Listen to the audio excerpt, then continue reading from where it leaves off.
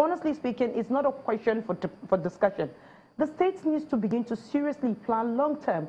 A management consultant, Adama Saliu, who was on Channel's television breakfast show, Sunrise Daily, challenges the federal government in line with diversification in the area of creating an environment which will ease production and attract the private sector.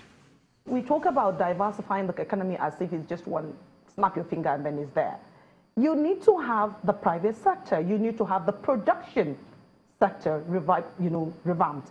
Now let's look at. Let's use the textiles industry. You know, I'm northern and what I wear is Ankara, not necessarily because they started saying we should do made in Nigeria, but I mean this is the way. This is what I know. I sat down one day and I said to myself, do you imagine how many bundles of fabric that is being consumed in the average north on an annual basis? How many millions are we talking about? And where are this fabric made for the most part? Out of this country. Now we buy fabric from even neighborhood, Cotonou, Ghana. Now imagine today, even if the government took it as a sole objective in a year and say we are revamping the textile industry in the north. How many people do you think these people are going, that sector is going to employ? I remember my uncle used to work in one of the textiles in Kaduna. All that is shut down. How many people do you think that is? So is it really about entering the government? You want employment. This is a simple, ready market because, I mean, you produce, the market is there. Ready market sector, nobody is talking about it. We all talk about the FARC, we all talk about the oil, we all talk about the government sector. What really, maybe we should ask the governors up there, what have they done about revamping the textile industry? She's not the first to pick on the textile industry. The industry, which boasts of about 180 textile mills employing about 1 million people and accounting for 60% of textile industry capacity in West Africa by the mid-1980s, had come to almost a standstill with no activities. I want to say that the manufacturing sector has been in depression for the last 1 decade now.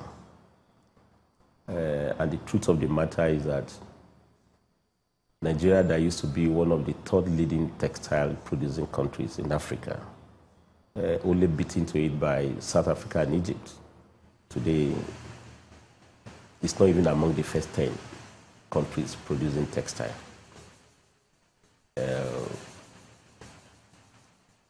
In the late 80s, we had close to almost about 250 textile industries in this country, textile companies producing most of assorted fabrics, and textile materials. But today, we can proudly, talk of 40 textile factories that are functioning. And even out of these 40, on the average, most of them possibly work around 60% capacity in terms of their production. From close to almost about 1 million direct jobs. Late 80s. Today, we do have up to 80,000 direct jobs. One proposed solution was the creation of the 100 billion naira Cotton, Textile and Garment Intervention Fund, with the target of saving about 8,000 jobs and creating over 5,000 new jobs, while 38 textile firms have so far benefited from the fund. The Manufacturers Association of Nigeria affirms this by saying that the capacity utilization had increased from 29% in 2010 to over 49% as of 2011. The union says that after different attempts and policies, it believes things are changing. There's now awareness that we can't continue this way. There's now official commitment, at least in terms of policy rhetoric, that we must add value to our abundant natural resources, raw materials, one of which is cotton. Rather than exporting cotton, we need to gin the cotton, we need to spin, we need to weave them, turn them to fabrics. Rather than exporting crude oil, we need to refine them.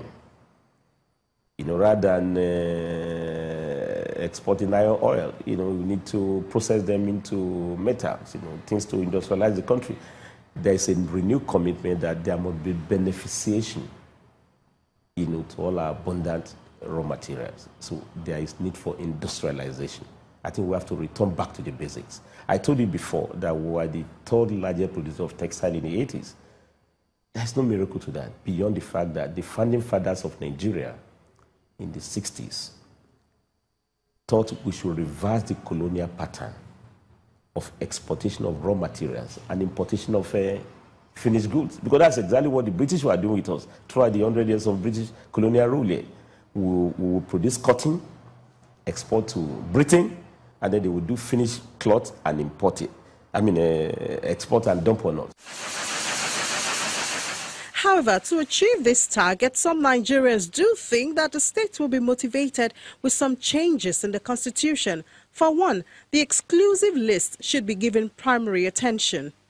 The constitution, as it currently is, the 1997 constitution which we are operating, documents the sharing formula, number one, and then it also says who, or rather which arm of government, which level of government is responsible for what.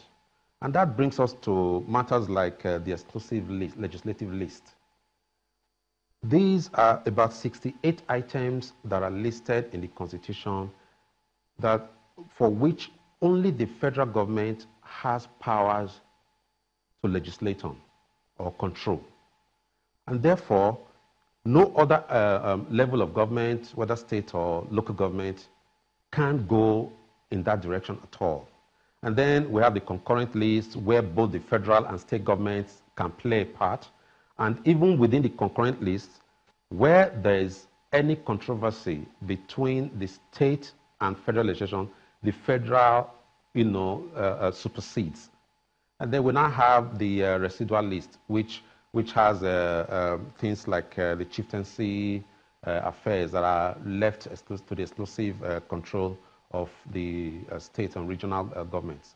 So it's not something that's going to change very quickly unless our federal legislators, that is the two houses, House of Representatives and the Senate, sit down and say, we need to correct this thing, amend the Constitution along the lines of true federalism. In that way, the revenue sharing formulas should be very well documented in the Constitution.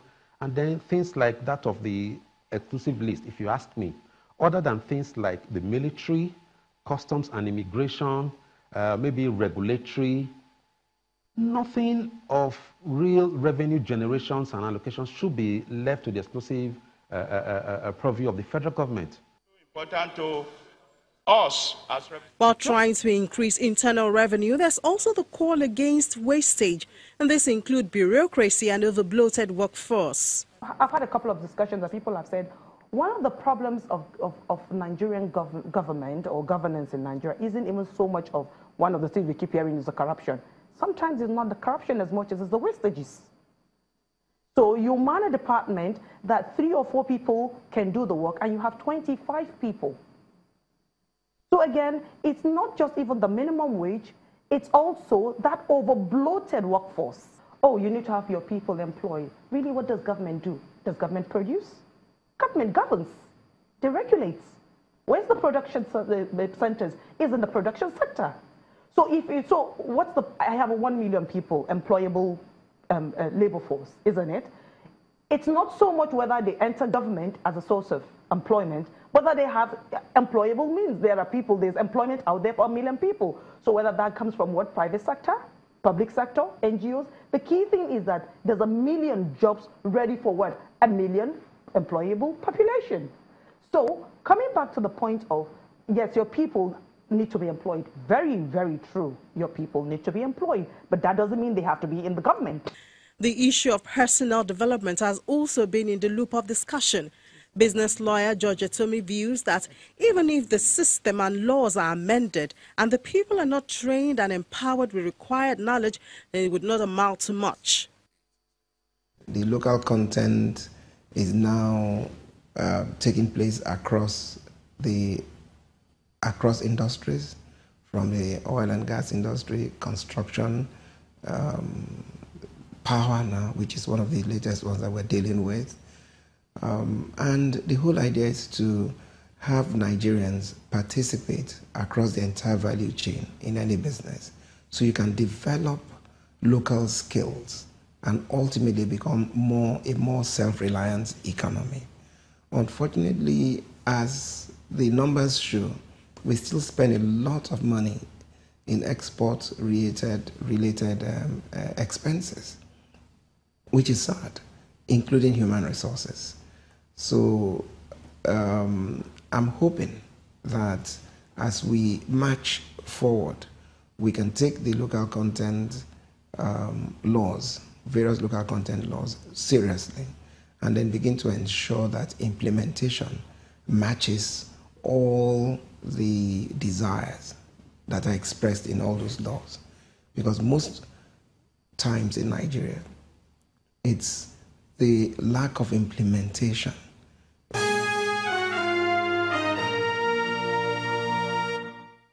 It's all about making Nigeria great at 57. Diversification, restructuring, true federalism. These are the issues in the front burner for now. You can talk to us on Big Story. You can watch this program whenever you want on our YouTube channel. We will be glad to hear from you. Thank you so much for watching. I'm Ini John Mekwa.